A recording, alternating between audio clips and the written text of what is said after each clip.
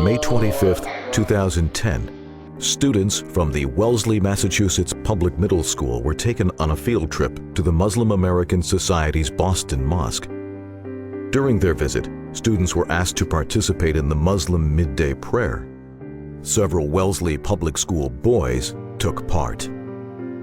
How did Wellesley Public School teachers allow this to happen? A mother who joined the field trip describes her experience. My 11-year-old son is a student at Wellesley Middle School.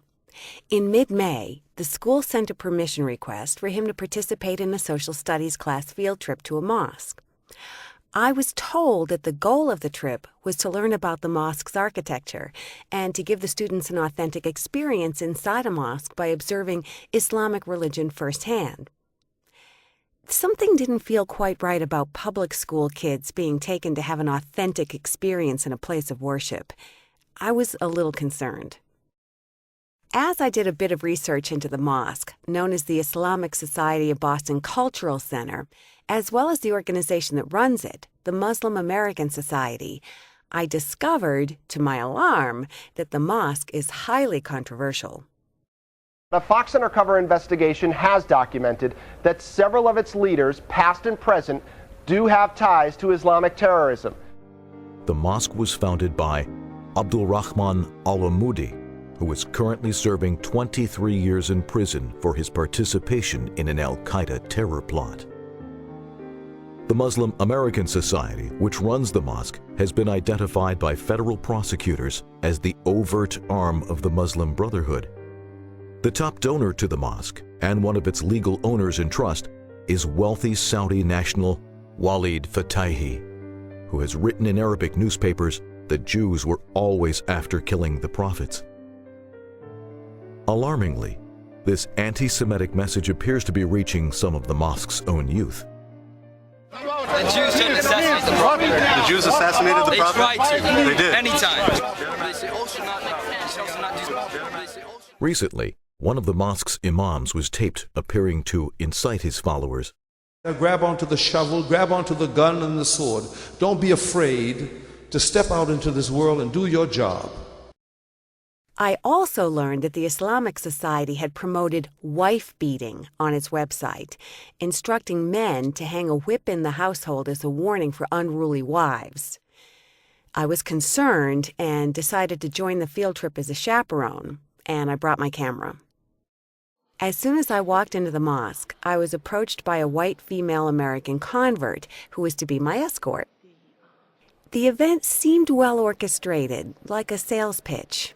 Everyone was very friendly. You have to believe in Allah, and Allah is the one God, the only one worthy of worship, all forgiving, all merciful, wise, knowing. Everything we do is to please God, and because God has guided us to do those things. The substance of the mosque presentation to students was troubling. It really didn't seem very educational. The Islamic Center spokeswoman was presenting distorted history and sometimes came close to proselytizing.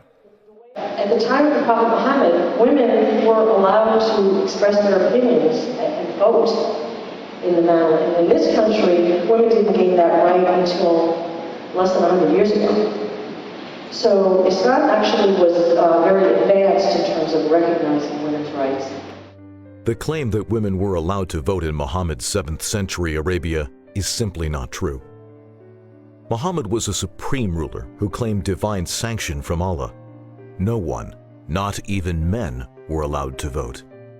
And in the Kingdom of Saudi Arabia today, both men and women have few political rights. In fact, women still aren't even allowed to drive cars there. Yet it's not surprising that the mosque would seek to minimize the abuse of Saudi women. Over half of the mosque's $15 million price tag was paid by donors living in Saudi Arabia. I was wondering how many school children had been told that women were freer under Muhammad than under George Washington or Theodore Roosevelt. Miseducating the students about Islamic history was one thing, but what the mosque tour guides did next was totally inappropriate and shocking. The spokeswoman announced that it was almost prayer time and taught the kids how to say the daily prayer. In the name of God, most gracious, most merciful, Alhamdulillah, al-Alamin, all praise is due to the ruler of all the worlds. All the women chaperones, female teachers and girls, were asked to leave the prayer area, but the boys were asked to stay. Because we were sitting far away, I didn't notice it at first, but I was shocked to look up and see some of the middle school boys praying with the men of the mosque, following the movements of the faithful, prostrating themselves with their foreheads on the ground. Allahu Akbar.